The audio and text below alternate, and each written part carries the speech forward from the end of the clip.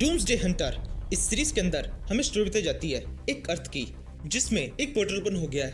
Humans ने जब इस पोर्टल को देखा तब उन्हें लगने लगा ये एक गेम है। थोड़ा टाइम बीता, ऐसे ही और भी बहुत सारे पोर्टल्स ह्यूमन वर्ल्ड के अंदर दिखाई देने लगे, जिनके अंदर से हजारों संख्या में मॉन्स्टर्स ने ह्यूमन वर्ल्ड के ऊपर अटैक कर दिया और पूरे ह्यूमन वर्ल्ड को तहस नहस कर दिया। ह्यूमंस भी काफी ताकतवर थे, उन्होंने किसी तरह से मॉन्स्टर्स में फाइट की और डीमन लॉर्ड को मार दिया। लेकिन इसके बावजूद भी मॉन्स्टर्स बहुत ज्यादा थे, उन्होंने पूरे ह्यूमन वर्ल्ड को खत्म किया। लेकिन क्योंकि डीमन लॉर्ड मर चुका था, इसी वजह से एक लड़के शेन को रीइंकार्नेशन की पावर मिली। अब वो टाइम में पीछे आ चुका है, अपोकलिप्स आने में 1 साल बाकी है। इसी टाइम में शेन को खुद को पावरफुल बनाना है और किसी तरह से मॉन्स्टर्स के इस अटैक को रोकना है। आज से हम एक शानदार सीरीज को शुरू करने वाले हैं और बिना किसी देरी के एपिसोड को शुरू करते हैं। Let's begin. एपिसोड की स्टार्टिंग में एक वर्ल्ड का सीन दिखाते हैं, जिस वर्ल्ड के अंदर एक पोर्टल ओपन हो गया है। इस पोर्टल की मदद से ह्यूमंस कल्टीवेशन वर्ल्ड और मॉन्स्टर वर्ल्ड के अंदर जा सकते हैं, जहां पर जाके उन्हें मॉन्स्टर्स को मारना है। जैसे से वो मॉन्स्टर्स को मारते जाएंगे, ह्यूमंस का खुद का लेवल भी इंक्रीज होता जाएगा। इसी के साथ उस वर्ल्ड में जाने से ह्यूमंस को काफी सारे नए नए रिसोर्सेज मिलते हैं, जिनको वो अपने वर्ल्ड में लेके आ सकते हैं। काफी टाइम तक ह्यूमन इस काम को करते रहते हैं और उस वर्ल्ड के अंदर जाकर अपनी पावर को इंक्रीज करते रहते हैं। लेकिन तभी अपोकलिप्स शुरू हो गया और भी कई सारे तरह के पोर्टल्स ओपन हो गए। इस बार ये पोर्टल्स डबल साइडेड थे, मॉन्स्टर्स भी उस वर्ल्ड से इस वर्ल्ड में आना शुरू हो गए थे। जैसे ही वो मॉन्स्टर ह्यूमन वर्ल्ड में आए, उन्होंने ह्यूमंस के ऊपर अटैक करना शुरू कर दिया। इसी के साथ मॉन्स्टर्स और ह्यूमंस के बीच में एक बैटल शुरू हो गई। इस बैटल के अंदर मॉन्स्टर्स बहुत ज़्यादा ताकतवर थे, उन्होंने बड़ी आसानी से कई सारी सिटीज को खत्म कर दिया। कुछ ही दिनों में मॉन्स्टर्स ने पूरी दुनिया को खत्म कर दिया। एक आखिरी सिटी बची थी और कुछ आखिरी लोग बचे थे। उन्होंने उस सिटी को बचाने की आखिरी दम तक कोशिश की। उस सिटी को मॉन्स्टर्स ने चारों तरफ से घेर लिया और उस सिटी के ऊपर अटैक करना शुरू किया। जब तक वो मॉन्स्टर उस जगह पहुंचे थे, तब तक उस सिटी के लोग भी काफी ज्यादा ताकतवर हो चुके थे। उन्होंने डट के उन मॉन्स्टर्स का सामना किया, लेकिन मॉन्स्टर्स अभी बहुत ज्यादा थे।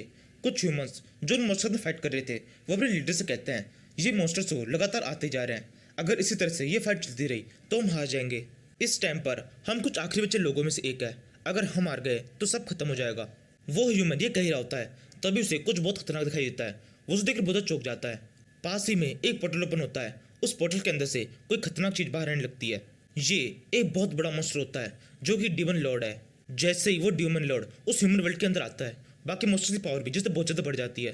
वो और भी ज्यादा तेजी से ह्यूमंस के ऊपर अटैक करना शुरू कर देते हैं। एक ह्यूमन कहता है इस डीमन लॉर्ड के आते ही बाकी सारे मॉन्स्टर्स की पावर भी जैसे बहुत ज्यादा बढ़ गई है, ये ज्यादा तेजी से हम पर अटैक कर रहे हैं, हमें जल्दी से इस डीमन लॉर्ड को कुछ करना होगा।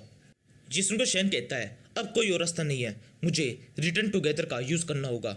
वही एक आखिरी स्किल है जिसकी मदद से हम इसको मार सकते हैं। मैं शेन उस स्किल को यूज करने के लिए जा रहा हूँ। ये सुनकर बाकी ह्यूमंस कहने लगते हैं शेन ऐसा मत करो, तुम इंसानियत की आखिरी उम्मीद हो, तुम हम सब में सबसे ताकतवर हो, अगर तुम्हें कुछ हो गया तो बहुत ज्यादा मुश्किल हो जाएगी। अगर तुमने रिटर्न टुगेदर स्किल को यूज कर लिया तो उसके साथ में तुम भी मर जाओगे। तभी शेन बिना घबराए उड़ते हुए उस मॉन्स्टर की तरफ जाने लगता है और फिर कहता है मुझे पूरा यकीन है तुम लोग सब संभाल लोगे। जब भी डीमन गॉड मर जाएगा, उसके बाद में इन मॉन्स्टर की संख्या और स्पीड सबकी सब काफी ज्यादा कम हो जाएगी। हमारे पास में कोई दूसरा ऑप्शन नहीं है, मुझे ये सेक्रीफाइस करना ही होगा। ये कहते हुए शैन उस स्किल को यूज करना शुरू करता है। उसके आसपास में काफी सारी तलवार दिखाई देने लगती है। इसी समय वो ह्यूमंस जो कि मर चुके हैं, उनकी स्पिरिट भी वहां पर आ जाती है। वो शेन को देख कहती है शेन हम भी तुम्हारी मदद करेंगे, हमारे पास में जो भी स्पिरिट पावर बची है वो सब के सब हम तुम्हें देते हैं, उसकी पावर का यूज करके तुम इस डीमन लॉर्ड को हरा दो। शेन कहता है बिल्कुल ऐसा ही होगा, मेरे पास जितनी पावर है वो सब की सब इसको मारने में मैं लगा देने वाला हूँ। आज हर हाल में इस डीमन लॉर्ड का अंत होगा। शेन के इतना कहने के साथ ही शेन के पीछे पीछे वो सारी स्पिरिट्स आके लग जाती है। शेन के पीछे उन स्पिरिट्स का ऑरा दिखाई देने लगता है। वो सब के सब एक साथ उस डीमन लॉर्ड की तरफ बढ़ने लगता है। डीमन लॉर्ड भी उन पर अटैक करने के लिए बढ़ने लगता है। जैसे ही वो दोनों एक दूसरे टकराते हैं, वहां पर एक बहुत जोरदार धमाका होता है। इस धमाके में डीमन लॉर्ड और फाइनल इमोर्टल शेन दोनों मर जाते हैं। डीमन लॉर्ड के मरने के साथ ही मॉन्स्टर्स काफी ज्यादा कमजोर हो जाते हैं, लेकिन ह्यूमंस अभी भी इतना ताकतवर नहीं होते कि उन मॉन्स्टर्स को मार सके। एक लंबी लड़ाई के बाद में मॉन्स्टर्स उस फाइट के अंदर जीत जाते हैं और ह्यूमंस पूरी तरह से खत्म हो जाते हैं। इसके बाद में हमें बताया जाता है क्योंकि शेन ने उस डीमन लॉर्ड को मार दिया होता है, इसलिए शेन को एक पावर मिलती है रीइंकार्नेशन की। शेन को वापस से एक मौका दिया जाता है अपने वर्ल्ड को स्टेबलाइज करने का। इसके बाद में अगले सीन में देखते हैं दो लोग एक जगह पे आए होते हैं। सामने की तरफ खड्डा होता है जिसमें बहुत सारी लाशें पड़ी होती है। उनमें से एक कहता है हम यहाँ पर क्यों आए हैं, वो भी इतनी रात को यहाँ पर आने का कोई मतलब नहीं बनता है। दूसरा बंदा उन लाशों के ऊपर अपनी तलवार मार रहा होता है और कहता है यहाँ पे तुम देख नहीं रहे कितनी सारी लाशें पड़ी है, इन लाशों के पास में काफी सारे वेपन्स और रिसोर्सेज है। ये सभी लोग मर चुके हैं, इनके रिसोर्सेज किसी भी काम नहीं आएंगे, इन रिसोर्सेज को हम अपने पास में रख लेते हैं। और तुरंत अपनी तलवार को उस आदमी के मुंह में घुसा देता है और उसे जमीन पर गिरा देता है। ये देखकर पास में खड़ा हुआ दूसरा बंदा कहने लगता है, तुमने मेरे लीडर को मार दिया, तुम एक मॉन्स्टर हो। शेन कहता है, ये कौन सी जगह है और मैं किस टाइम पर हूँ? मुझे याद है आखिरी टाइम पर मैं उस डीमन लॉर्ड से फाइट कर रहा था। ए तुम मुझे बताओ ये मैं कहाँ पर हूँ? ये कहने का शेन एकदम से देखता है वो आदमी जिसको शेन ने अभी भी मारा है, उसकी बॉडी के अंदर अजीब से रिएक्शन शुरू हो गए हैं। फिर तभी अचानक से वो मरा हुआ आदमी वापस जिंदा हो जाता है, खड़ा होता है और फिर हंसते हुए कहता है, ये तो बहुत ज़्यादा डेंजरस था। फिर शेन उस मॉन्स्टर से कहता है, अब तुमने मुझे गुस्सा दिला दिया है। ये कहते हुए शेन अपनी तलवार को अपने हाथ में लेकर जोर से उस मॉन्स्टर की तरफ कूदता है और वापस से उसके मुंह में अपनी तलवार घुसा देता है और इस बार बड़ी अच्छी तरह से उस मॉन्स्टर को मार देता है। इसके बाद में शेन सोचने लगता है, ये जगह जहाँ पर मैं हूँ ये दिखने में काफी ज़्यादा अलग सी लग रही है। इसे देखकर एक बात तो मैं पक्के तौर पर कह सकता हूँ, मैं इस टाइम पर ह्यूमन वर्ल्ड के अंदर नहीं हूँ। मुझे ऐसा लग रहा है मैं कल्टिवेशन वर्ल्ड में हूँ। अगर मैं कल्टिवेशन वर्ल्ड के अंदर हूँ तो जरूर से सिस्टम मेरी मदद करेगा। ये कहते हुए शेन जोर चलने लगता है, सिस्टम मेरी आवाज़ सुनो, जवाब दो। लेकिन शेन को सिस्टम की तरफ से कोई भी जवाब नहीं मिल रहा होता है। ये सुनो शेन सोचने लगता है, ये सब क्या हो रहा है? सिस्टम रिस्पॉन्स क्यों नहीं कर रहा? इस सब का मतलब क्या है? इसके बाद में शेन उस दूसरे बंदे की तरफ देखने लगता है। शेन जैसे उसकी तरफ देखता है वो बंदा बहुत ज़्यादा डर जाता है और जमीन पे गिर जाता है और शेन से पूछने लगता है, तुम क्या हो? क्या तुम एक इंसान हो या फिर कोई भूत? शेन कहता है, जिसने हजारों मॉन्स्टर्स को केवल अपने हाथों से मार दिया हो उससे इस तरह के बेकार क्वेश्चन नहीं पूछने चाहिए। वो दूसरा आदमी कहता है, क्या प्लीज़ तुम मुझे अपना बैज दिखा सकते हो जो कि तुम्हारी कमर पे लटक रहा है? ये सुनकर शेन कहता है, कौन सा बैज? इसके बाद शेन कमर पे देखने लगता है, वहाँ पर सच में एक बैज होता है। शेन उसे उतारता है और उसे देखता है, उसके ऊपर उसका नाम लिखा है, गू क्वेंग शेन क्वाक्यू कैंप। इसे पढ़ने के बाद शेन उस बैज को उस आदमी को दिखाता है और सोचने लगता है, ये बैज मुझे याद है, ये बैज इस कल्टिवेशन वर्ल्ड का है, लेकिन ये बहुत ज़्यादा पुराना वर्जन है। मुझे समझ में नहीं आ रहा है मेरे पास में इस वर्जन का बैज क्यों है। तभी वो दूसरा आदमी भी उस बैज को देखने लगता है और फिर कहता है, गलतफहमी, बहुत बड़ी गलतफहमी हो गई है मुझे। तुम तो क्वासिया कैंप से हो, हमने तुम पर अटैक किया, जल्दी से तुम मेरे पीछे आओ, ये एरिया बहुत ज़्यादा खतरनाक है। ये कर वो आदमी एक दिशा में जाने लगता है। शेन पीछे तो देखता है और उस आदमी को जिसको उसने अभी मारा है उसके बालों में से उसके हेयर पे निकाल लेता है और फिर सोचने लगता है, इनके पास में लेदर के आर्मर है, इससे पता पड़ रहा है इनके पास में नए टाइप के आर्मर की बिल्कुल भी नॉलेज नहीं है, अभी भी लेदर के आर्मर्स को यूज़ कर रहे हैं। ये सोचते हुए शेन उस हेयर पिन को अपने बालों में निकाल लेता है और फिर उस आगे चल रहे आदमी के बीच में चलने लगता है और उससे पूछता है, ये कौन सा टाइम है? ये सुनकर वो आदमी शेन को उस कल्टिवेशन वर्ल्ड की लैंग्वेज में उस जगह के टाइम को बताने लगता है। शेन जैसे ही सुनता है बहुत ज़्यादा चौंक जाता है। वो सोचने लगता है, ये तो बहुत ज़्यादा पुराना टाइम है, यानी कि इसका मतलब मैं कल्टिवेशन गेम के अंदर हूँ, वो भी 10 साल पहले। ये 10 साल पहले का कल्टिवेशन वर्ल्ड है। जैसे ही शेन को ये सब कुछ समझ आ जाता है, शेन को अपने आंखों के सामने बहुत सारी सिस्टम दिखाई देने लगती है। फर्स्ट सिस्टम पे लिखा हुआ है, तुमने सही टाइम को पता लगा लिया है। दूसरे पे लिखा है, अपोकलिप्स से बाहर निकलने में तुम सक्सेसफुल रह चुके हो। आइडेंटिटी रीसेट सक्सेसफुली हो चुका है। अब तुम एक वैनगार्ड सोल्जर हो जो कि ह्यूमंस के क्विकसैक कैंप से बिलोंग करता है। ये पढ़कर शेन सोचने लगता है, ये सब क्या हो रहा है? मैं इस बार वैनगार्ड सोल्जर कैसे बन गया? तभी शेन को एक और विंडो शो होती है जिसके ऊपर लिखा हुआ है, वॉर गॉड सिस्टम एक्टिवेट हो गया है, तुम्हारे एडवेंचर के पाथ को फिर से रीसेट किया गया है, ये तुम्हारा रीइंकार्नेशन है। ये पढ़कर शेन बहुत ज़्यादा चौंक जाता है और यहीं पर इस सीरीज का फर्स्ट एपिसोड खत्म होता है। Now thank you for watching episode 2। Now let's begin. Episode की स्टार्टिंग में देखते हैं शेन का रीइंकार्नेशन हो चुका है और शेन को ये समझ आ चुका है कि वो इस टाइम पर कल्टिवेशन वर्ल्ड के अंदर है और साथ ही शेन को ये भी पता है वो किस क्विकसैक कैंप का वैनगार्ड है। शेन के साथ में एक आदमी है जो कि शेन को क्विकसैक कैंप की तरफ लेके जा रहा है। इसी के साथ शेन के पास में सिस्टम की पावर भी आ चुकी है। शेन उस सिस्टम की पावर को देख रहा होता है। इसी समय कहीं से एक मॉन्स्टर शेन की तरफ अटैक करने के लिए आता है। शेन के साथ वाला बंदा जो चिल्लाया कहता है, वो मॉन्स्टर हमारी तरफ आ रहा है, अब हम मरेंगे। शेन कहता है, बिल्कुल घबराने की बात नहीं है, इससे मैं फाइट करता हूँ। ये कहते हुए शेन अपनी तलवार निकाल लेता है और आगे बढ़कर उस मॉन्स्टर पर अटैक करने की कोशिश करता है। उस मॉन्स्टर पर अटैक करते हुए शेन कोई स्पेशल स्किल का यूज करता है, लेकिन किसी कारण से शेन की वो स्किल एक्टिवेट नहीं होती। वो मॉन्स्टर बड़ी आसानी से अपने हाथ का यूज करके शेन के उस अटैक को ब्लॉक करता है और शेन को थोड़ा दूर फेंक देता है। शेन सोचने लगता है, ये सब क्या हुआ, मेरी स्किल एक्टिवेट क्यों नहीं हुई? यानी कि इसका मतलब मैं टाइम में पीछे आ गया हूँ और साथ में मेरे पास में इस टाइम कोई भी स्किल नहीं है। अब जो कुछ भी है वो सब मेरी नॉलेज से ही है। इसी समय वो मॉन्स्टर वापस से शेन पर टेक्निकल लगने लगता है। शेन सोचता है, मुझे पता है इस मॉन्स्टर को किस तरह से मारना है, इसके वीक ऑर्गन्स कहाँ पर होते हैं। इसी समय वो मॉन्स्टर उछलता है और शेन के ऊपर अटैक कर देता है। शेन जल्दी से उस मॉन्स्टर को नीचे आता है और उस मॉन्स्टर को नीचे की साइड से 2 टुकड़ों में काट देता है और इस तरह से वो मॉन्स्टर मर जाता है। शेन कहता है आखिरकार मैंने इसे मार दिया। इसी समय शेन को सामने की तरफ से बहुत सारी आंखें दिखाई देती है जो कि लगातार उसके पास आ रही होती है। शेन उन्हें देख कहता है बहुत सारे मॉन्स्टर्स है जो कि इस तरफ आ रहे हैं, मुझे पता था ये आएंगे क्योंकि यहाँ से थोड़ी दूरी पर बहुत सारे लोग मरे हुए हैं। उनकी स्मेल ने इन सारे मॉन्स्टर्स को अट्रैक्ट किया होगा। मैं किसी भी हाल में इन मॉन्स्टर का सामना नहीं कर सकता हूँ। मैंने एक मॉन्स्टर को ही बड़ी मुश्किल से मारा है। इस टाइम पर मेरे पास में कोई भी स्वॉर्ड स्किल नहीं है। अगर मैं इनसे फाइट करने भी जाऊंगा तो एक सेकंड भी नहीं टिक पाऊंगा। इसलिए अभी एक ही चीज है जो मैं कर सकता हूँ, यहाँ से भागो। ये कहते हुए शेन अपने साथ वाले उस बंदे की तरफ भागने लगता है और उसे पूछता है क्या यहाँ आसपास में कोई जगह है जहाँ पर हम छुप सके। वो बंदा कहता है हाँ, यहाँ पास ही में एक जगह है जिसे मैजिक टेरिटरी से छुपाया हुआ है। वो जगह ज्यादा दूरी में नहीं है, हम भाग के वहाँ पहुंच सकते हैं। ये सुनते ही शेन और वो बंदा उस तरफ भागने लगता है।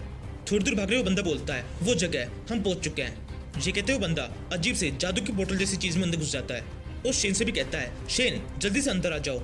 ये सुनते शेन भी भागते हुए उस पोर्टल के अंदर घुस जाता है। ये पोर्टल एक स्पेशल तरह की मैजिक से बना हुआ होता है जिसे मॉन्स्टर देख नहीं सकते होते हैं। जैसे शेन उस पोर्टल के अंदर घुस जाता है सभी मॉन्स्टर इधर उधर देखने लग जाते हैं और सोचने लगता है ये लोग गए कहाँ, लेकिन उन्हें कुछ भी दिखाई नहीं दे रहा होता है। इसके बाद में हम उस टेरिटरी के अंदर से देखते हैं। वहाँ पर अंदर एक छोटा सा बंकर है जिसके चारों तरफ एक प्रोटेक्टिंग शील्ड बनी हुई है जिसके अंदर के लोग बाहर देख सकते हैं लेकिन बाहर वाले अंदर नहीं देख सकते।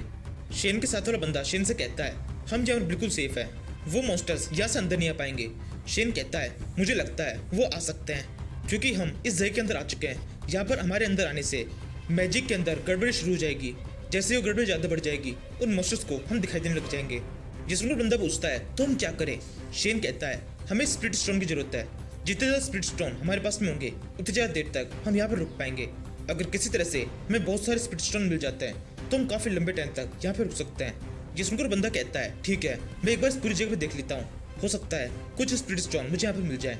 ये कहते हुए बंदा वहाँ से भागते हुए चला जाता है। शेन सोचने लगता है बस कुछ सेकंड पहले की बात लग रही है कि मैं उस डीमन लॉर्ड से फाइट कर रहा था, या फिर शायद नहीं, कुछ सेकंड पहले की नहीं, ये मेरी पिछली लाइफ की बात है। डीमन लॉर्ड के साथ हुई इस फाइट में मैं बुरी तरह से मारा गया था। मुझे याद है मेरी पिछली लाइफ में हम सब लोग इस कल्टिवेशन वर्ल्ड को एक गेम की तरह समझते थे जिसमें लोग अंदर आ जाते थे, मॉन्स्टर्स को मारते थे और चीज़ों को लेकर यहाँ से चले जाते थे। हमने उस टाइम पर कभी भी ये समझने की कोशिश नहीं की ये पोर्टल्स ओपन हुए कैसे, मॉन्स्टर्स अंदर क्यों हैं और क्या कभी ये मॉन्स्टर हमारी दुनिया में भी आ सकते हैं। उसी का रिजल्ट है उस प्रीवियस लाइफ के अंदर हमारी पूरी दुनिया तबाह हो गई और मैं यहाँ पर रिबॉर्न हो गया।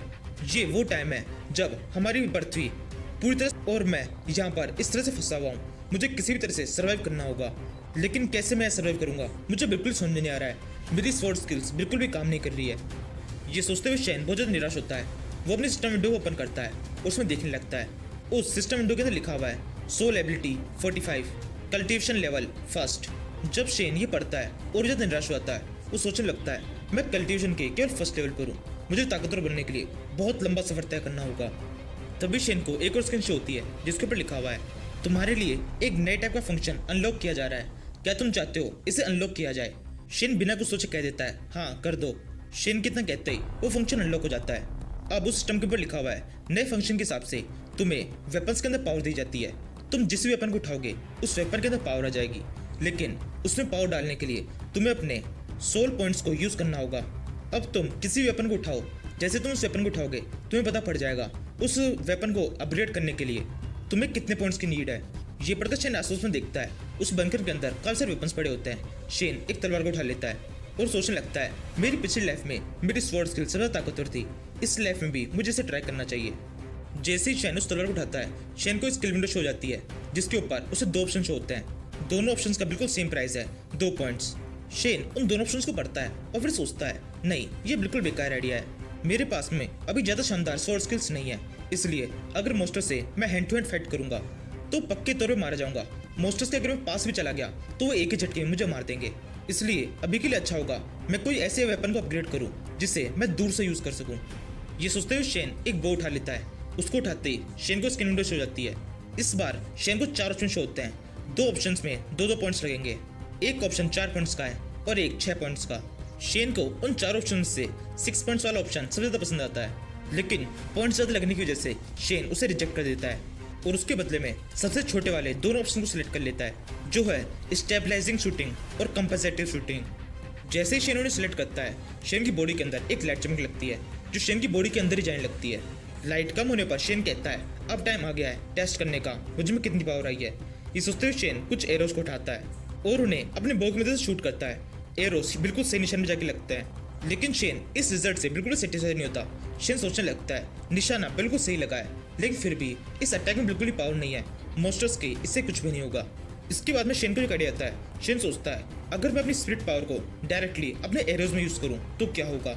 ये सोचते हुए शेन एक और एरो फायर करता है और इस बार उस एरो के अंदर अपनी स्पिरिट पावर को भी यूज करता है। शेन के इस वाले अटैक के अंदर बहुत ज्यादा पावर हो जाती है। शेन का वो एरो उस निशाने को तोड़ते हुए और उसे पूरी तरह से नष्ट करते हुए उसके आर पार निकल जाता है।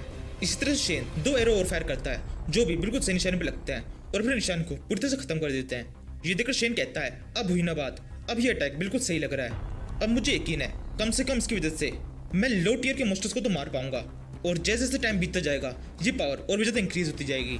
शेन ये सोचते हुए बहुत ज्यादा खुश हो रहा होता है, तभी अचानक से वहाँ की पूरी जमीन हिलने लगती है। शेन कहता है ये क्या हो रहा है, क्या यहाँ पे भी अर्थक्वेक आ रहा है। तभी शेन को एहसास होता है ये कोई अर्थक्वेक नहीं है, ये किसी के चलने की आवाज है। शेन उस बनकर के बेर के पास आगे देखता है। उस बनकर के बाहर एक बहुत बड़ा मॉन्स्टर दिखाई देता है जिसका सर नहीं है। उसे देखकर शेन कहता है ये तो फेसलेस जाइंट है। ये जाइंट पहली बार तब दिखाई दिया था जब प्लेयर्स पहली बार इस कल्टिवेशन वर्ल्ड के अंदर आए थे, लेकिन ये अभी क्यों आया है। मेरी टाइमिंग के हिसाब से तो इसे अभी नहीं आना चाहिए था। कहने का इसका मतलब ये है सब कुछ जो कि मेरी पिछली लाइफ में हुआ था वो सब कुछ यहाँ पे बदल जाएगा। इसी समय शेन के साथ वाला बंदा भी वहाँ पहुंचता है और उस मॉन्स्टर को देख कहता है ये मॉन्स्टर तो बहुत ज्यादा बड़ा है, ये किस तरह का मॉन्स्टर है। शेन कहता है ये फेसलेस जाइंट है, ये नेशन सोल स्टेज पर है, ये बहुत ज्यादा ताकतवर है। शेन की इन बातों को सुनकर वो साथ वाला बंदा और ज्यादा डर जाता है। वो चिल्लाने लगता है ये तो हमारी तरफ ही आ रहा है, अब हम मरने वाले हैं। अगर इसने इस बैरियर के ऊपर या इसके आसपास में भी कहीं पाँव रख दिया तो हम कुचल के मर जाएंगे। शेन उसे चिल्ला के कहने लगता है बिल्कुल शांत रहो, मेरा यकीन मानो, हम बिल्कुल भी मरने वाले नहीं हैं। और फिर जैसा शेन कहता है वैसा होता भी है। वो जाइंट बिना उस बैरियर को और बिना शेन को देखे उस बैरियर के ऊपर से होता गुजर जाता है। शेन कहता है जैसा कि मैंने सोचा था, मुझे पता था ये यहाँ पर हमारे लिए नहीं आया है। तभी वो बंदा कहने लगता है लेकिन प्रॉब्लम्स अभी भी खत्म नहीं हुई है, प्रॉब्लम्स बहुत ज्यादा बढ़ चुकी है। इस फॉर्मेशन को देखो, इसके अंदर क्रैक पड़ चुके हैं, ये बैरियर किसी भी समय टूट सकता है। शेन कहता है हाँ तुम बिल्कुल सही कह रहे हो, ये बैरियर बहुत ज्यादा कमजोर हो चुका है। मैंने तुमसे कहा था ही स्पिरिट पावर की हमें जरूरत है, उसके बिना ये बैरियर ज्यादा देर तक नहीं टिक पाएगा। शेन के इतना कहने के साथ ही एक साइड से वो बैरियर टूट जाता है। बाहर के साइड के मॉन्स्टर शेन को देख लेते हैं और तेजी से उस छेद से उस बैरियर के अंदर घुसने लगता है। शेन उन मॉन्स्टर्स को आता हुआ देख लेता है और चिल्लाए कहता है तैयार हो जाओ, मॉन्स्टर्स हम पर अटैक करने के लिए आ रहे हैं। उन्हें हम दिखाई दे चुके हैं, हमारी लोकेशन का उन्हें पता चल गया है। और यहीं पर इस सीरीज का ये एपिसोड खत्म होता है। Now thank you for watching episode 3।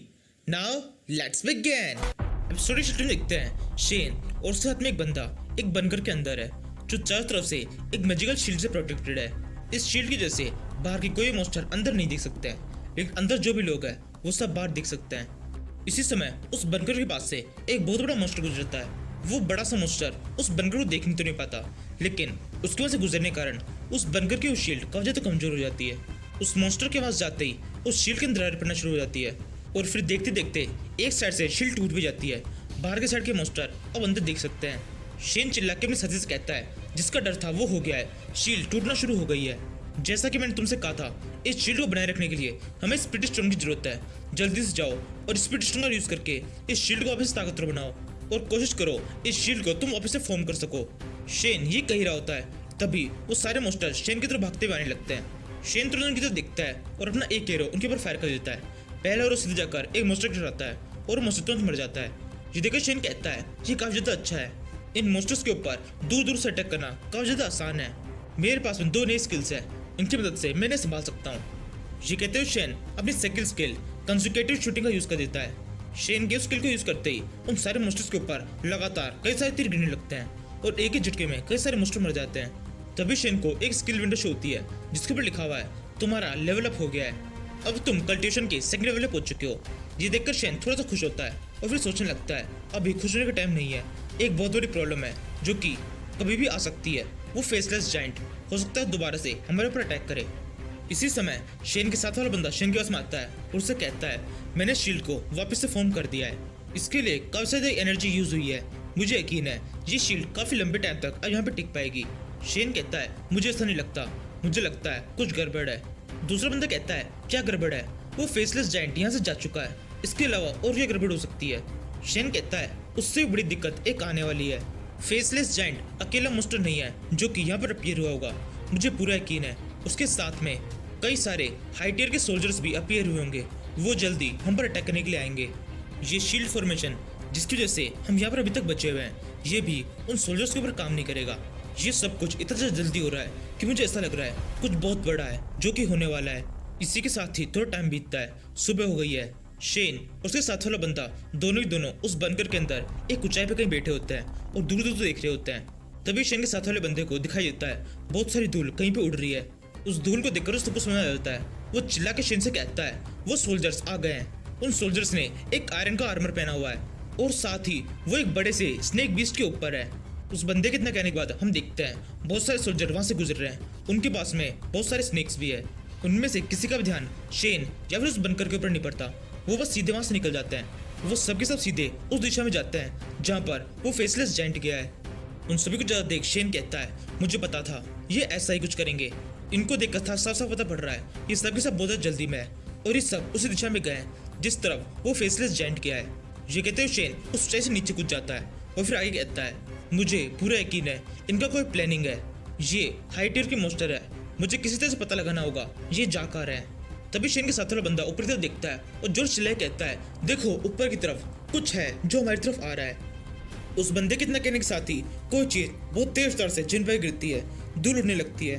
धूल उड़ने में हम देखते हैं ये एक पंछी है जो कि बहुत ज्यादा थका हुआ है। वो पंछी हफ्ते में कहता है मैं बहुत ज्यादा थका हुआ हूँ, शायद मैं वहां तक पहुंच गया हूँ। ये कहते हुए पंछी एकदम से अपनी आँख खोलता है और अपने सामने शेन को देखता है और उसे देखकर बहुत ज्यादा डर जाता है। वो चिल्लाने लगता है ये तो इंसान है। ये कहने के बाद में वो अपनी पूरी तेज रफ्तार से उड़ते हुए जाने लगता है और फिर दोबारा चिल्लाता है ये तो इंसान है, यहाँ पर बहुत ज्यादा खतरा है, मुझे किसी भी तरह से यहाँ से निकलना होगा। तभी शेन उस पंछी के पीछे लग जाता है और फिर चिल्लाए कहता है ये पंछी बिल्कुल नॉर्मल नहीं है, ये बहुत ज्यादा इंटेलिजेंट है, हम बिल्कुल भी इसको यहाँ से भाग नहीं दे सकते हैं। ये कहते हुए शेन भागते हुए अपनी बो के ऊपर अपना एक एरो लगाता है और फिर उसे जोर से उस पंछी की तरफ फायर कर देता है। एरो सीधे जाकर उस पंछी के पेट पर टकराता है और फिर उस पंछी को एक पेड़ के चिपका देता है। इसी के साथ शेन को कुछ सोल पावर मिल जाती है। शेन भागते हुए उस पंछी के पास में आता है। उस पंछी के गले में एक लॉकेट होता है। शेन उस लॉकेट को तोड़ लेता है और फिर कहता है ये क्या है। तभी शेन उस क्रिस्टल को थोड़ा ध्यान से देखता है। ये एक सीक्रेट लेटर है जिसके ऊपर लिखा हुआ है ब्लड डीमन आर्मी अपने फुल फोर्स से उनके ऊपर अटैक करो और उन्हें खत्म कर दो। ये पढ़कर शेन सोचने लगता है यानी कि इसका मतलब ये तो साफ है ये पंछी एक मैसेंजर है जिसे किसी ब्लड डीमन आर्मी को मैसेज देने के लिए भेजा था। इस मैसेज के अंदर लिखा हुआ है कोई वॉर स्टार्ट होने वाली है। लेकिन मुझे बिल्कुल भी याद नहीं आ रहा है कि इस टाइम पर कल्टेशन वर्ल्ड और हमारे वर्ल्ड के अंदर किसी तरह की कोई लड़ाई हुई थी। इस टाइम पर तो सब कुछ बिल्कुल नॉर्मल चल रहा था। कहीं ऐसा तो नहीं इनकी लड़ाई अभी से शुरू हो गई थी और हमारे लिए ये बाद में शुरू हुई थी। या फिर शायद ऐसा भी हो सकता है ये हमारे किसी इंपॉर्टेंट लीडर को मारने के लिए जा रहे हो ताकि जब बाद में असली फाइट हो तो उस फाइट के अंदर ये पहले से 2-3 कदम आगे हो। यानी कि मुझे याद करने की कोशिश करनी होगी किसी की मौत के बारे में जो कि मोस्टर्स के हाथों मारा गया हो लेकिन मोस्टर्स पकड़ में ना आए हो।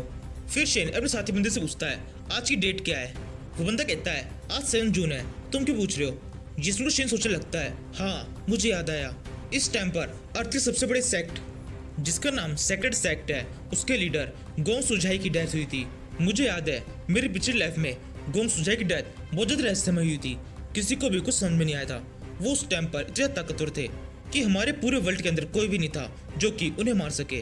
अपोकलिप्स के टाइम पे अगर वो जिंदा होते तो पूरी रुख ही बदल सकते थे। वो चाहते तो उस टाइम पर उन सारे मोस्टर्स को मार सकते थे, इसलिए मोस्टर्स ने पहले ही उन पर अटैक करके उन्हें मारा होगा। अब मुझे सब कुछ समझ में आ रहा है लेकिन ये समझ के मैं क्या करूं, मैं किसी भी तरह से उनकी मदद नहीं कर सकता हूँ। ये मॉन्स्टर्स जो उन पर अटैक करने के लिए जा रहे हैं ये बहुत ज़्यादा ताकतवर है। मेरा कल्टिवेशन लेवल अभी तक ज़्यादा नहीं है कि उनका सामना कर सकूं।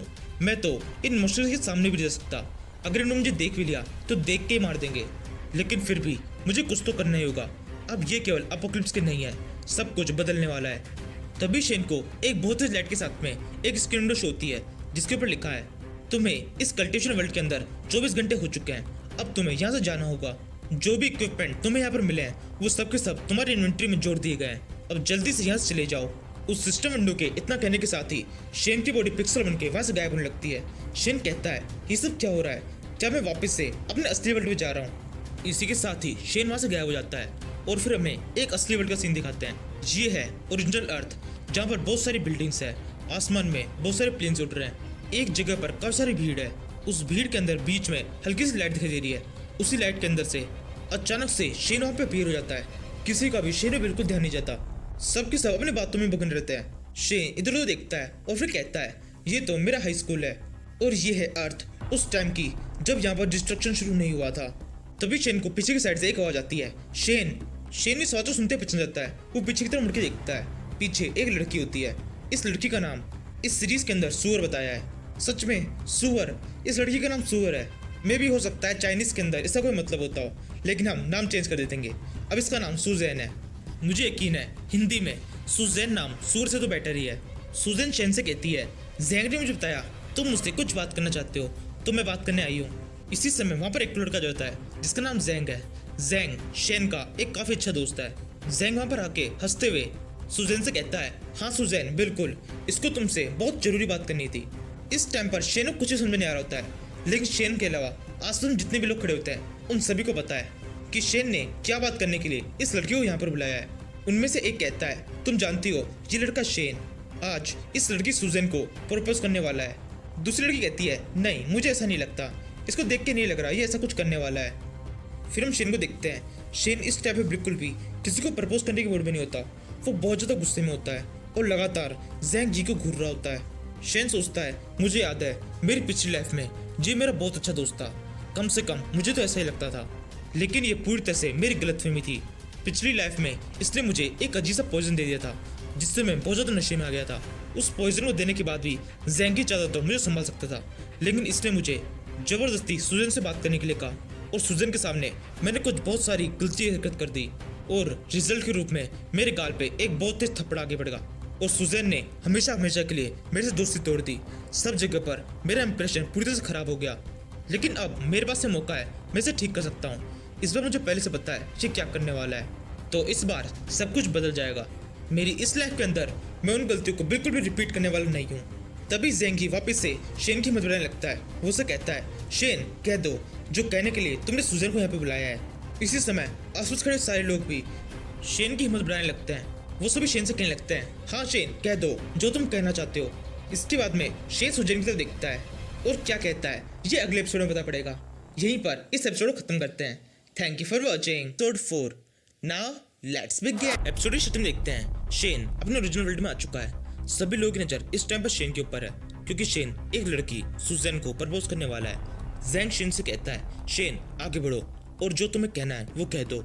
इस टाइम पर आसपास सभी लोग भी शेन को ये कहने लगते हैं शेन आगे बढ़ो और कहो जो तुम कहना चाहते हो। फिर शेन सुजैन से कहता है सुजैन मैं तुमसे कहना चाहता था कि क्या तुम मेरे घर पे खाने के लिए आ सकती हो। मैंने कुछ खाना बनाने की चीज़ें सीखी है, वो मैं तुम्हें खिलाना चाहता हूँ। ये सुनकर आसपास में जितनी भीड़ खड़ी होती है उन सभी को मुंह उतर जाता है। वो सभी कहने लगते हैं ये क्या कह रहा है, वाह अल्लाह सारा मूड खराब कर दिया। सुजैन भी शेन से ऐसे कहती है शेन बस इतना ही कहना है। शेन कहता है हाँ मुझे तो बस इतना ही कहना था। तभी ज़ैंग सुजैन से कहने लगता है नहीं सुजैन केवल इतना ही नहीं है, ये तुम्हें अभी प्रपोज करने वाला था। शेन ज़ैंग की तरफ देखता है और उसे कहता है नहीं ज़ैंग ऐसा कुछ भी नहीं है, मैं अभी ऐसा कुछ भी नहीं करना चाहता। शेन की बातें सुनकर ज़ैंग सोचने लगता है ऐसे तो मेरा सारा प्लान खराब हो जाएगा, लगता है अब प्लान बी को एग्जीक्यूट करना होगा। ये सोचते हुए ज़ैंग के मुंह पर एक वियर्ड स्मेल आती है। ज़ैंग शेन से कहता है शेन मुझे पता है तुम इस टाइम पर बहुत ज़्यादा नर्वस हो, मैं तुम्हें सपोर्ट करता हूँ। ये कहते हुए ज़ैंग शेन की तरफ अपना हाथ बढ़ाने लगता है। इस टाइम पर ज़ैंग के हाथ में एक अंगूठी होती है। शेन तुरंत ज़ैंग के हाथ को पकड़ लेता है और फिर लगातार उस अंगूठी को देखने लगता है। ज़ैंग कहता है शेन ये तुम क्या कर रहे हो, इसका क्या मतलब है। शेन कहता है मेरी लाइन तुम क्यों बोल रहे हो, ये क्वेश्चन तो मुझे पूछना चाहिए। ये कहते शेन अपने हाथ जोर से घुमाता है। इसका ज़ैंग भी जमीन पर गिर जाता है।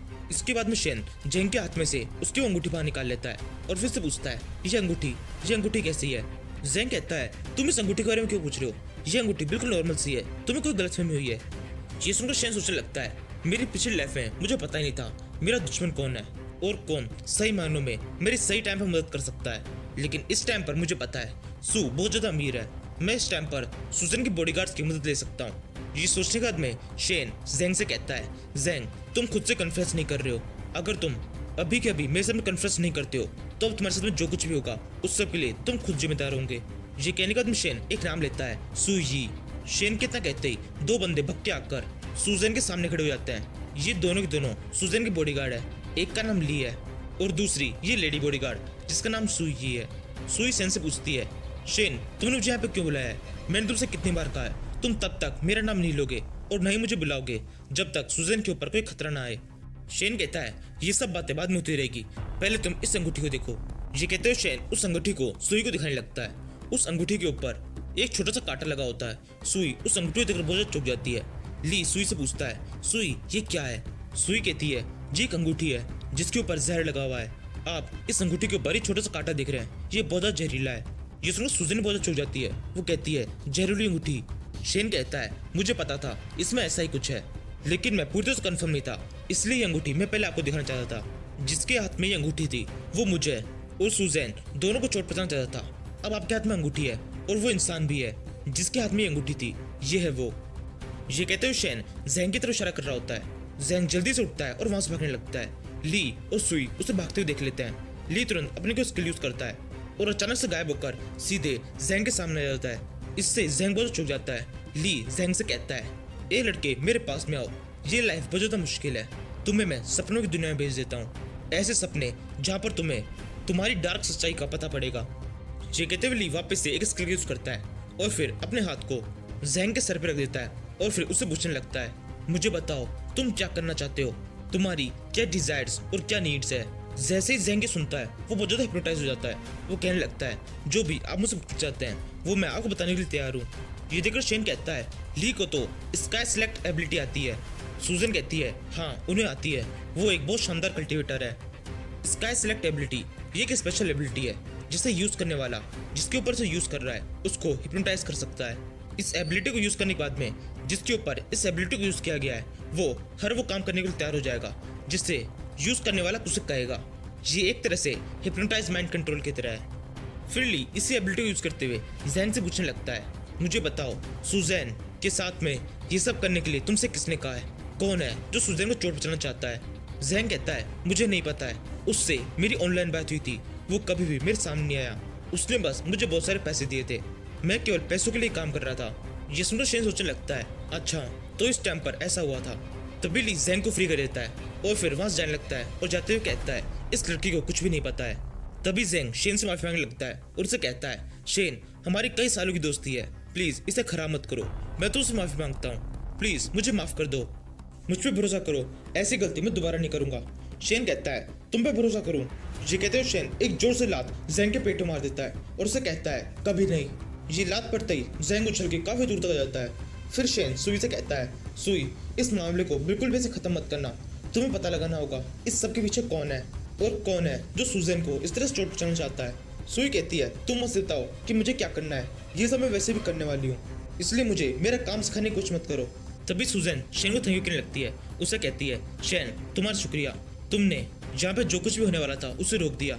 शेन कहता है इसमें कोई बड़ी बात नहीं है और वैसे भी मैंने ये तुम्हारे लिए नहीं किया, ये सब तो मैंने खुद के लिए किया है। इसी समय सुजैन को शेन के बिहेवियर के अंदर काफी चेंज फील होने लगता है। वो सोचती है शेन बिल्कुल भी पहले जैसा नहीं लग रहा है। इसी समय शेन अपने सिस्टम विंडो के अंदर देखने लगता है और फिर सोचता है मेरे को सिस्टम विंडो अभी तक शो हो रही है, जबकि इस टाइम पे मैं कल्टिवेशन वर्ल्ड के अंदर भी नहीं हूँ, यानी कि ये वाली विंडो हर जगह पे काम करती है। इसका मतलब ऐसा भी हो सकता है कि मैं कभी भी वापस से कल्टिवेशन वर्ल्ड के अंदर पहुंच सकता हूँ। जैसे अचानक से मैं यहाँ पर आया था वैसे ही अचानक से मैं वहाँ पहुंच जाऊंगा। इसके अलावा अभी भी एक बहुत बड़ी दिक्कत है जिसे सॉल्व करना बहुत ज़्यादा जरूरी है। कल्टिवेशन वर्ल्ड के अंदर मॉन्स्टर्स किस चीज़ की तैयारी कर रहे थे, वो किस अटैक की बात कर रहे थे, मुझे इस बारे में थोड़ा अच्छी तरह पता लगाना होगा। जेंगी नाम की एक प्रॉब्लम वैसे ही खत्म हो चुकी है, लेकिन इससे बड़ी बड़ी प्रॉब्लम्स है जो मेरे सामने है। पहले मुझे सिस्टम को भी अच्छी तरह समझना होगा कि कब मैं इस वर्ल्ड के अंदर आता हूँ और कब उस वर्ल्ड में ट्रांसफॉर्म हो जाता हूँ। मेरे पास में अब केवल सिस्टम ही है जो कि मेरी मदद कर सकता है आगे जो भी डिस्ट्रक्शन या अपोकलिप्स आने वाला है उसे रोकने में। इसी समय वहाँ पर एक बड़ी शिप आती है। सुई और ली जैंग को पकड़कर उस शिप के अंदर लेके जाने लगते हैं। पीछे भी सुजैन भी उस शिप के अंदर जा रही होती है। सुजैन उस शिप के अंदर जाते हुए शेन को बाय कहती है। शेन सोचने लगता है एक प्रॉब्लम खत्म हो चुकी है। इसी समय उस शिप भी उड़ती हुई चली जाती है। शेन कहता है अब मैं अपने घर जा सकता हूँ और आराम कर सकता हूँ, काफी टाइम हो गया अपने घर नहीं गया, उस अपोकलिप्स के कारण कई सालों से मैं अपने घर नहीं गया हूँ। इसी समय शेन को एक और शिप की आवाज आने लगती है। वो शिप वहीं पे आके उतरती है। शेन उस शिप को देख के पहचान जाता है और कहता है ये तो नी फैमिली की शिप है। तभी उस शिप का डोर ओपन होता है, उसमें से एक आदमी वहां निकलता है। वो शेन से कहता है शेन आप हमारे साथ में चलिए, नी फैमिली ने आपको इन्वाइट किया है। ये सुनकर शेन सोचने लगता है नी फैमिली ने मुझे क्यों इन्वाइट किया है, उनके साथ तो मेरे कोई रिलेशन भी नहीं है।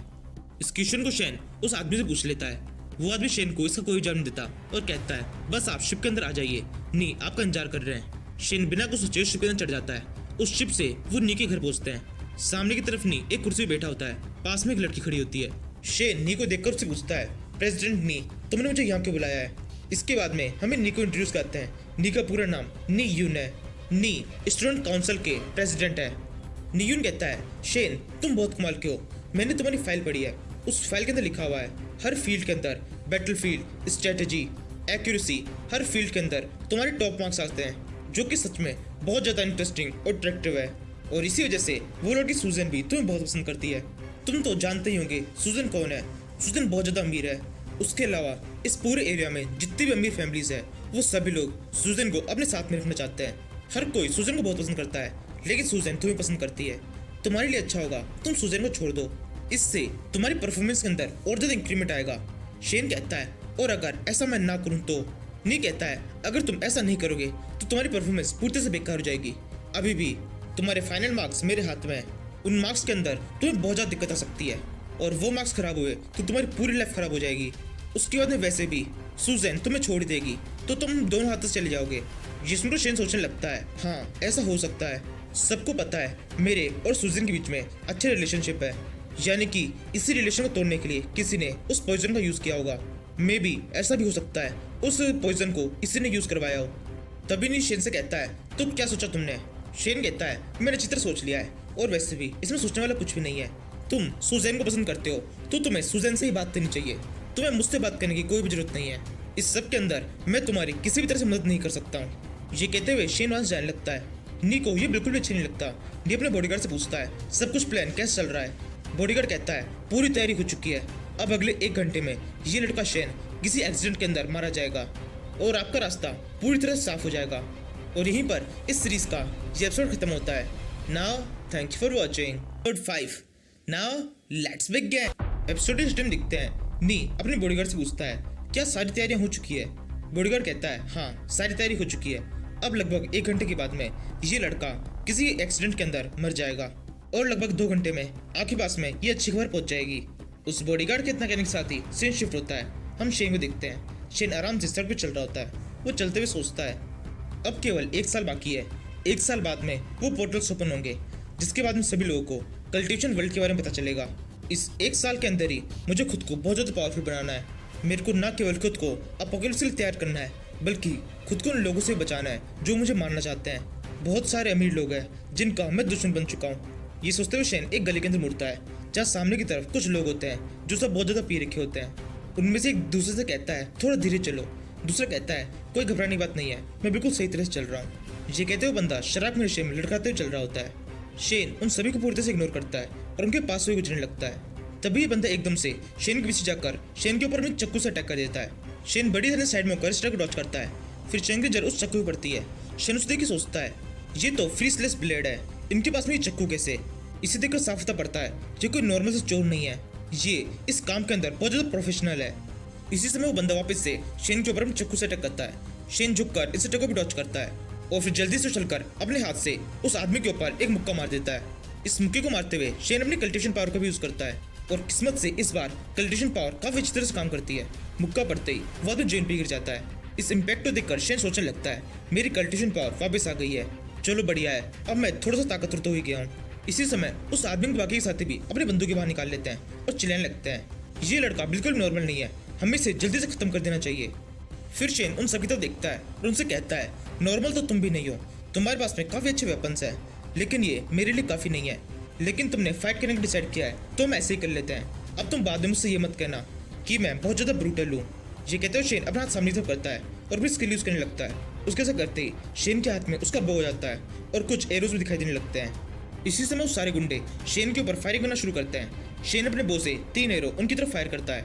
शेन के एरो पहले जाकर उन गुंडों के टकराते हैं और 3 गुंडे एक ही झटके में मर जाते हैं। शेन ने अपने तीनों एरोज को बिल्कुल सही तरह चलाया होता है। 2 एरो 2 बंदों के जाके लगते हैं और वो तुरंत मर जाते हैं। तीसरा वाला एरो पहले एक बंदे के लगता है, उसकी बॉडी को चीरता हुआ चौथे बंदे के जाके लगता है। इस तरह से तीसरा बंदा तो मर जाता है, लेकिन चौथा वाला जिंदा बच जाता है। वो शेन से बहुत ज़्यादा डर जाता है और शेन से माफी मांगने लगता है। उसे कहता है, प्लीज मुझे जाने दो। शेन अपने हाथ में एक एरो पकड़ता है और उस बंदे की तरफ बढ़ने लगता है और उस एरो को उस आदमी की आंख में घुसाने लगता है। और बिल्कुल एंड टाइम पर उसके आगे में घुसने से 1 सेंटीमीटर पहले अपने तीर को रोक देता है और फिर उससे पूछता है, बताओ तुम्हें यहाँ पर किसने भेजा है। वो बंदा बहुत डरा हुआ होता है। वो शेन से साफ साफ बता देता है, मुझे यहाँ पर नी फैमिली ने भेजा है। नी फैमिली के फ्रिज टाइगर ने हमें हायर किया है ताकि हम तुम्हें मार सकें। शेन कहता है, जैसा कि मैंने सोचा था, ये सब कुछ नी यून ने किया है। तभी वो बंदा कहने लगता है, फ्रिज टाइगर तुम्हें मारना चाहता है। उसकी मार्शल एबिलिटी बहुत ज़्यादा शानदार है। वो जिसको मारने की डिसाइड करता है उसको मार ही देता है। तुम्हारे लिए अच्छा होगा तुम यहाँ से भाग जाओ। ये सुनकर शेन सोचने लगता है, मुझे किसी का भी डर नहीं है। पिछली लाइफ में मेरे पास में शॉर्ट स्किल्स थी। अगर उन शॉर्ट स्किल्स को मैं इस लाइफ में भी सीख जाता हूँ तो इस दुनिया में कोई भी नहीं है जो मेरा सामना कर सके।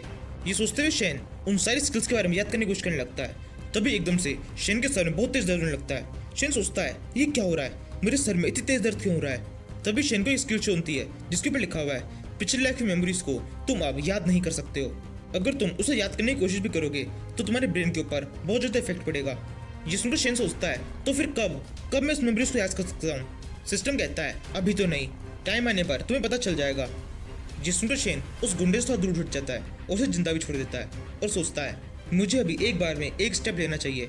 मुझे पूरा यकीन है नी यून को अब तक पता चल चुका होगा कि मैंने इन सभी गुंडों को मार दिया है। जिस तरह का वो इंसान है वो बिल्कुल भी हार मानने वाला नहीं है। वो फिर से कोई ना कोई चाल चलेगा और मुझ पर अटैक करने की कोशिश करेगा।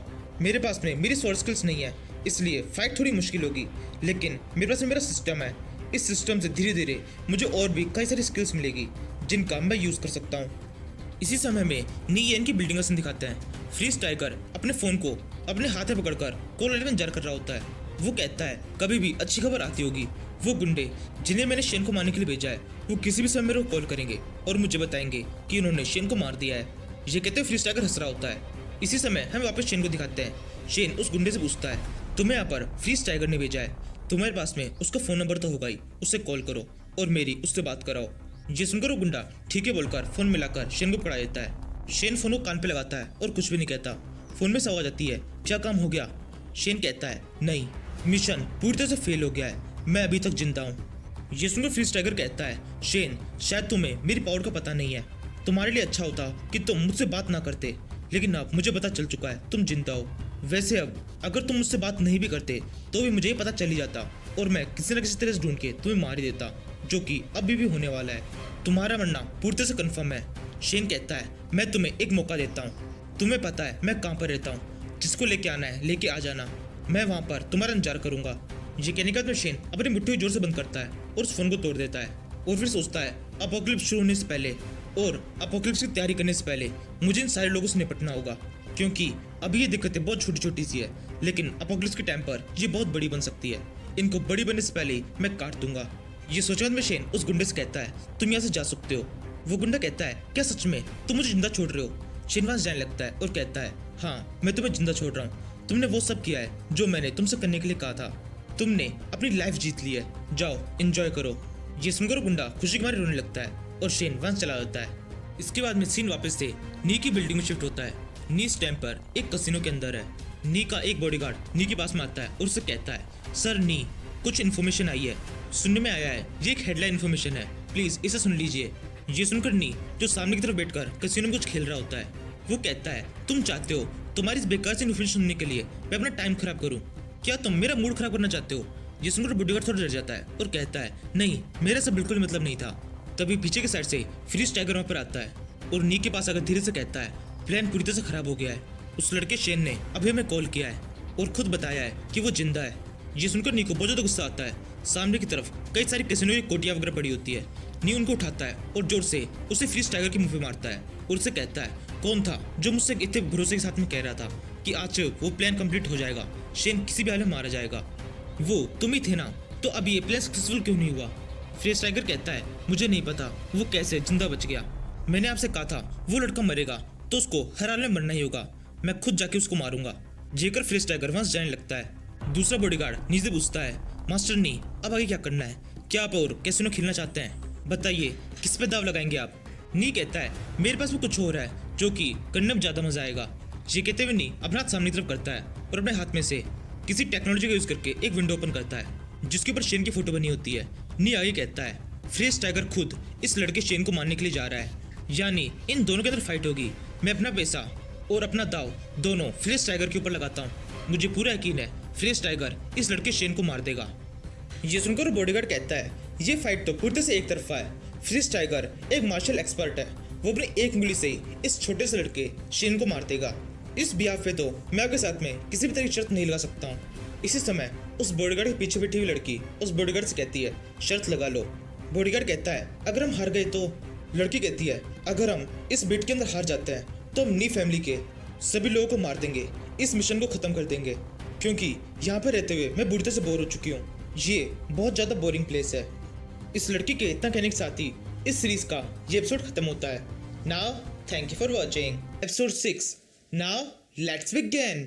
एपिसोड स्टार्टिंग में हम एक शिप देखते हैं। जो शिप शेन के अपार्टमेंट के बाहर होता है, उस शिप के अंदर से फ्रीज टाइगर बाहर निकलता है और उस अपार्टमेंट को देखने लगता है।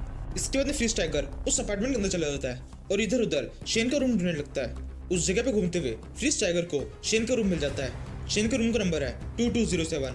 जैसे फ्रीज इस रूम को देखता है वो उस गेट के ऊपर जोर से लात मार देता है। लात पड़ते गेट टूट जाता है। फ्रीज चिल्लाए कहता है शेन मैं आ चुका हूँ। ये कहते फ्रीज उस रूम के अंदर घुसता है, इधर उधर देखता है, उसे कहीं भी शेन दिखाई नहीं देता। फ्रीज फिर से चिल्लाता है शेन तुम कहाँ हो? क्या तुमने मेरी आवाज नहीं सुनी? क्या तुम ऐसे ही छुपे रहने वाले हो? फ्रीज जैसे ही कहता है उसे अपने पीछे की साइड से एक लाइट आती हुई दिखाई देती है। फ्रीज जल्दी से पीछे मुड़कर देखता है, ये एक एरो होता है जो पूरी तेज रफ्तार में उसकी तरफ आ रहा होता है। फ्रीज तुरंत अपने दोनों हाथों यूज करके उस एरो को पकड़ लेता है, लेकिन उस एरो का फोर्स बहुत ज्यादा होता है। फ्रीज उछल के एक दीवार टकरा जाता है और दीवार के अंदर भी पड़ जाती है, लेकिन फिर फ्रीज किसी तरह से उस एरो को रोक लेता है। इसके बाद में फ्रीज सामने तक देखता है। शेन गेट के पीछे छुपा हुआ था। शेन वहां सामने आता है और फ्रीज से कहता है फ्रीज तुम बहुत ज्यादा ताकतवर हो, मुझे तुमसे यही उम्मीद थी। तुम एक मार्शल मास्टर हो, इससे कम तुमसे उम्मीद करना बिल्कुल भी सही नहीं होता। मुझे पता था तुम इस एरो को रोक दोगे, लेकिन मेरे पास में केवल ये एक एरो नहीं है, ऐसे मेरे पास बहुत सारे हैं। ये कहते हुए शेन एक और एरो फायर करता है। फ्रीज झुक के इस अटैक को डॉच करता है। शेन रुकता नहीं है। शेन कई सारे एरो उसके ऊपर फायर करता जाता है। फ्रीज की स्पीड काफी तेज होती है। फ्रीज भग भग के उन सारे टेस्ट को डॉच करता है और फिर सही मौका देखकर एक सोफे के पीछे छुप जाता है और सोचने लगता है ये क्या हो रहा है। इस लड़की की एक्यूरेसी और आर्चरी दोनों बहुत ज्यादा शानदार है। इसके बाद में सीन शिफ्ट होता है। हम नी को देखते हैं। नी के स्क्रीन के ऊपर ये फाइट दिख रहा होता है, लेकिन बाहरी एंगल से। अपार्टमेंट के अंदर क्या हो रहा है नी को ये बिल्कुल भी दिखाई नहीं दे रहा, लेकिन नी को दिखाई दे रहा है उस अपार्टमेंट के बाहर बहुत सारे धमाके हो रहे हैं और कई सारे एरो उस अपार्टमेंट से बाहर निकल रहे हैं। ये देखकर नी का बॉडीगार्ड कहता है काफी सारे एरो बाहर निकल रहे हैं, मुझे यकीन है ये सारे एरो को वो लड़का यूज कर रहा है। ये काफी अच्छी टेक्निक है। मार्शल मास्टर के खिलाफ वो इससे काफी देर तक टिक सकता है। जब नी सुनता है वो बहुत ज्यादा फ्रस्ट्रेट हो जाता है। वो किसी टेक्नोलॉजी यूज करके फ्रीज से बात करने लगता है और उसे कहता है फ्रीज टाइगर ये तुम क्या कर रहे हो? जल्दी से इस फाइट को खत्म करो और शेन को मारकर वापस आ जाओ। फ्रीज टाइगर अभी भी उस सोफे के बीच छुपा होता है। वो कहता है हाँ समझ गया, मैं भी करता हूँ। ये कहते हुए फ्रीज उस सोफे के बीच से बाहर निकलता है। जैसे फ्रीज थोड़ा सा आगे बढ़ता है, शेन तुरंत उसके मुंह के ऊपर एक और एरो फायर कर देता है। इसी समय फ्रीज अपनी एक स्पेशल एबिलिटी दिखाता है। फ्रीज की बॉडी बहुत ज्यादा बढ़ जाती है। फ्रीज के अचानक से बहुत ज्यादा मसल आ जाते हैं। मसल इतने ज्यादा होते हैं कि फ्रीज से कपड़े फट जाते हैं। अब फ्रीज की बॉडी बहुत ज्यादा ताकतवर हो जाती है। जो एरो शेन ने फ्रीज को मारा होता है, फ्रीज बड़ी आसानी से अपने हाथ से उस एरो को तोड़ देता है। ये देखकर शेन कहता है फ्रीज टाइगर तो ये है तुम्हारी असली पावर। ये कहते शेन 2-3 एरो और फ्रीज के ऊपर फायर करता है। फ्रीज बड़ी आसानी से अपने हाथों को यूज करके उन सभी एरोस को पकड़ लेता है और उन्हें तोड़ देता है और फिर उन टुकड़ों को ही शेन के ऊपर जोर से फेंकता है और शेन से कहता है तो इन खिलौनों को तुम मुझ पर यूज कर रहे हो, अब एक बार खुद भी इनका स्वाद चुको। ये कहते फ्रीज जो अपने हाथ से उन एरोस को शेन की तरफ फेंकता है, तब वो एरो एक बुलेट की तरह शेन की तरफ आने लगते हैं। शेन उछल के उस अटैक को डॉच करता है। उन एरो के टुकड़े शेन के काफी ज्यादा पास में गिरते हैं। उन एरोस के अंदर इतना ज्यादा फोर्स होता है कि जैसे वो जमीन पे गिरते हैं, जमीन के ऊपर दरार पड़ जाती है। उन दरार की वजह से शेन के आसपास जमीन हिलती है। शेन का बैलेंस बिगड़ जाता है और शेन जमीन पे गिरने लगता है। ये देखकर फ्रीज सोचता है ये बिल्कुल सही मौका है। ये कहते फ्रीज भाग के शेन के पास में आता है और शेन के ऊपर एक मुक्का मारने की कोशिश करता है। शेन तुरंत खुद को संभालता है और एक डिफेंसिव फॉर्मेशन बना देता है। जैसे ही फ्रीज का मुक्का शेन के उस डिफेंसिव फॉर्मेशन में पड़ता है, फ्रीज खुद ही उछल जाता है और एक दीवार को तोड़ते हुए पास वाले अपार्टमेंट जाके घुस जाता है। फिर शेन वापस से हफ्ता हुआ खड़ा होता है और फिर सोचने लगता है इसकी स्ट्रेंथ बहुत ज्यादा है। तभी फ्रीज वापस से वहां पर आता है और शेन से कहता है शेन तुम नहीं बच पाओगे, तुम्हारा मरना आज तय है। ये कहने के बाद फ्रीज एक सोफा उठा लेता है और शेन से आगे कहता है अपने इस बो को यूज किए बिना तुम मेरे सामने कुछ भी नहीं कर सकते। तुम्हें तब केवल मेरे टेक्स्ट को डॉच करना होगा। अगर तुम अपने इस बो को यूज ना करो तो तुम मेरे सामने एक सेकंड भी नहीं टिक सकते। ये कहते हुए फ्रीज शेन के ऊपर अपने सोफे से अटैक कर देता है। शेन बैकफ्लिप मारते हुए इस अटैक को डॉच करता है और फ्रीज से कहता है एक बार फिर से सोच लो। ये कहने के बाद शेन अपने बालों में लगी हुई क्लिप को बाहर निकालता है और उसी क्लिप से फ्रीज के मुंह के ऊपर एक जोर से कट लगा देता है। ये कट पड़ते ही फ्रीज की बहुत ज्यादा दर्द होने लगता है। तभी शेन फिर से घूमता है और फ्रीज के मुंह पर एक जोर से लात मार देता है। ये लात पड़ते ही फ्रीज जोर से जमीन पर गिर जाता है। फिर शेन फ्रीज से कहता है, मैं कल्टीवेशन के सेकंड लेवल पे पहुंच चुका हूँ। मेरा लेवल अब इतना ज्यादा है कि मैं मार्शल के किसी भी मास्टर को हरा सकता हूँ। ये कहने के बाद में शेन सोचने लगता है, इस वर्ल्ड के अंदर मेरी पावर बहुत ज्यादा है, क्योंकि इस वर्ल्ड के अंदर स्पिरिचुअल एनर्जी काफी ज्यादा कम है, इसलिए मैं सबसे ज्यादा ताकतवर हूँ। वहीं कल्टीवेशन वर्ल्ड के अंदर मैं कुछ भी नहीं हूँ। कल्टीवेशन वर्ल्ड के सारे मोस्टर मुझसे ज्यादा ताकतवर है, इसलिए अभी भी मुझे मेहनत तो करते ही रहना होगा। फिर शेन फ्रीज से कहता है, मैंने तुम्हारे ऊपर बहुत सारा टाइम वेस्ट कर दिया है, अब टाइम आ गया है मैं तुम्हें मार दूं और इस फाइट को खत्म कर दूं। जैसे शेन ये कहता है, फ्रीज जल्दी से खड़ा हो जाता है और शेन के ऊपर अटैक करने के लायक बढ़ता है और शेन से कहता है, अब मैं तुम्हें अटैक करने का मौका ही नहीं दूंगा। ये कहने के बाद में फ्रीज शेन के ऊपर मुक्का मार देता है। शेन उछल के अटैक को डॉच करता है और फिर अपने बो के ऊपर एक साथ 3 एरोज को लगाता है और अपने फुल फोर्स के साथ में उसे फ्रीज की ओर फायर कर देता है। तीनों एरोज फ्रीज की तरफ आने लगते हैं। बढ़ते वो अचानक से एक सांप का रूप ले लेते हैं, जिसे देखकर फ्रीज बहुत ज्यादा डर जाता है। फ्रीज कहता है, ये क्या है?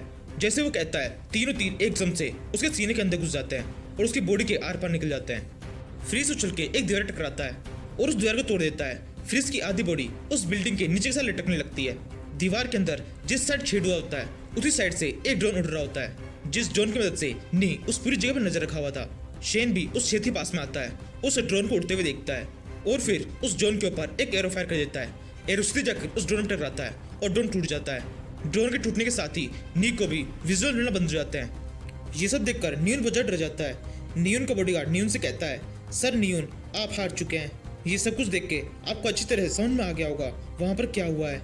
नियन अभी बहुत ज्यादा शौक में होता है। वो सोचता है, ये सब कैसे हो गया, मैं नियन कैसे हार सकता हूँ। फिर नियन वहां जाने लगता है और फिर बॉडीगार्ड से कहता है, इस बार तुम लकी थे, तुम जीत गए, लेकिन हर बार ऐसा नहीं होगा। ये कहते हुए नियन वहां चला जाता है।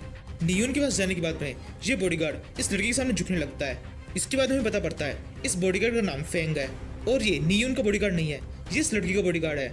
ये भी कोई नॉर्मल लड़की नहीं है, ये एक प्रिंसेस है जिसका नाम एमा है। इसने अपनी आइडेंटिटी सबसे छुपा के रखी है।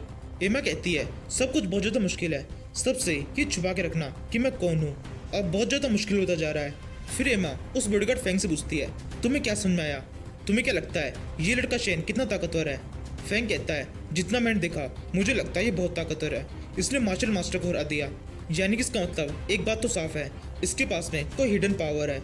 ये सुनकर एमा एक सिस्टम को ओपन करती है और उसमें बोलती है, शेन के बारे में हमारे पास जितनी भी जानकारी है वो सब कुछ मुझे दिखाओ। ये सुनते हुए कंप्यूटर सिस्टम एक स्क्रीन विंडो दिखाने लगता है, जिसके ऊपर शेन की जितनी भी जानकारी हुई तो बिल्कुल नॉर्मल सी है।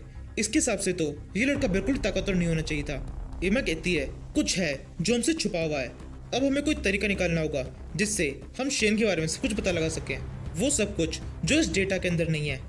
यहाँ से सीन शिफ्ट होता है, हम वापस से शेन को देखते हैं। शेन एक बिल्डिंग के अंदर आया है जिसका नाम मेंटल आर्मर डिपार्टमेंट है। शेन जब इस बिल्डिंग के अंदर आता है तब शेन की पूरी बॉडी की स्कैनिंग होती है। इस टाइम पर इस पूरी बिल्डिंग के अंदर शेन के अलावा कोई भी नहीं होता। सामने की तरफ एक आर्मर रखा होता है। शेन उस आर्मर के पास में जाता है और उसे देखने लगता है और सोचता है, मेरी पिछली लाइफ में हमने बहुत सारे शानदार बैटल आर्मर्स बनाए थे, हमारी टेक्नोलॉजी काफ़ी ज़्यादा आगे तक पहुंच गई थी, लेकिन अभी के टाइम पर हमारी टेक्नोलॉजी इतनी ज़्यादा अच्छी नहीं है। अगर किसी तरह से मैं इस सब में सुधार कर पाया तो काफ़ी अच्छा होगा। मेरी पिछली लाइफ की सारी एडवांस टेक्नोलॉजी मेरे दिमाग के अंदर है, लेकिन मेरी बदकिस्मती है, मैं उसको ठीक तरह से यूज़ नहीं कर सकता हूँ। ये सोचने के बाद में शेन आगे तक जाने लगता है। वो चलते हुए आगे सोचता है, अगर मैं थोड़े टाइम तक यहाँ रहूँगा तो नी फैमिली से मुझे कोई खतरा नहीं होगा, नी फैमिली का कोई बंदा मुझे ढूंढ नहीं पाएगा। इसके बाद में शेन एक रूम के बाहर पहुँचता है। वहाँ पर वो अपने फिंगरप्रिंट वगैरह कुछ देता है, जिससे रूम के गेट ओपन हो जाते हैं। शेन रूम के अंदर आता है। फिर शेन खिड़की से बाहर की तरफ देखने लगता है और सोचता है, बाहर काफ़ी सारी गैसेस दिखाई दे रही है। इसे देखकर ऐसा लग रहा है कि किसी भी समय वो पोर्टल्स ओपन हो जाएंगे, लेकिन इसमें अभी भी काफ़ी टाइम है। वैसे अब 24 घंटे होने वाले हैं। मेरी कैलकुलेशन के हिसाब से 24 घंटे बाद में मैं वापस से उस कल्टीवेशन वर्ल्ड में पहुंच जाऊंगा, क्योंकि मुझे याद है जब 24 घंटे हुए थे तब मैं उस कल्टीवेशन वर्ल्ड से इस दुनिया में आया था और उस विंडो के ऊपर लिखा हुआ था 24 घंटे हो गए हैं। इसलिए मुझे अभी भी लगता है 24 घंटे होते ही मैं वापस वहीं पे जाऊंगा। इसलिए अभी के लिए अच्छा होगा मैं थोड़ी देर बैठ जाऊँ और आराम से किसी भी तरह कल्टिवेट करूँ। ये सोचते हुए शेन अपने बिस्तर पर बैठ जाता है और फिर आराम से आँख बंद कर लेता है। तभी थोड़ी देर में शेन को एक स्क्रीन शो होती है जिसके ऊपर लिखा हुआ है, आपके 24 घंटे पूरे हो चुके हैं, अब आपको वापस से कल्टीवेशन वर्ल्ड के अंदर लेके जाया जा रहा है। इसी के साथ शेन कल्टीवेशन वर्ल्ड के अंदर पहुंच जाता है। शेन के कपड़े वापस बदल जाते हैं शेन इधर उधर देखता है। शेन उसी जगह पर है जहाँ पर वो तब था जब वो लास्ट टाइम कल्टिवेशन वर्ल्ड के अंदर था। सामने वो साथ वाला बंदा खड़ा होता है। वो शेन से पूछता है, शेन क्या हुआ, तुम इधर उधर क्यों देख रहे हो? जिसमें शेन सोचने लगता है यानी कि इसको भी कुछ पता नहीं चला है। जैसे ही मैं इस वर्ल्ड से बाहर निकला, यहाँ का टाइम भी रुक गया। अब मैं यहाँ पर वापस आ गया हूँ तो टाइम वापस चलना शुरू हो गया है। ये तो बहुत शानदार है। मैं वापस से कल्टिवेशन वर्ल्ड के अंदर लौट आया हूँ। ये सोचते हुए शेन बहुत ज़्यादा खुश हो रहा होता है। और यहीं पर इस सीरीज का ये एपिसोड खत्म होता है। Now thank you for watching.